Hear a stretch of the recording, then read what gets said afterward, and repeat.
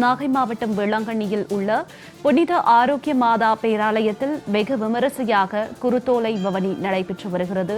இதுகுறித்த கூடுதல் விவரங்களுடன் இணைகிறார் எமது செய்தியாளர் மூர்த்தி. வணக்கம் மூர்த்தி, இது குறித்த விரிவான தகவல்கள். வணக்கம் ஜனனி.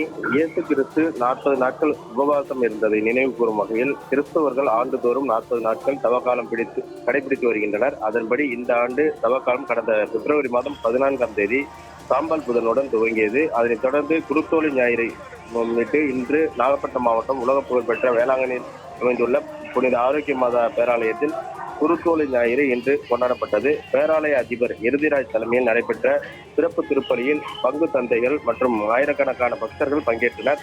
தொடர்ந்து நடைபெற்ற குருத்தோலை பவனியில் திரளான பக்தர்கள் கலந்து கொண்டு குருத்தோலைகளை கையில் ஏந்தியபடி ஓசனா கீர்த்தனைகளை பாடியவாறு பவனியாக சென்றனர்.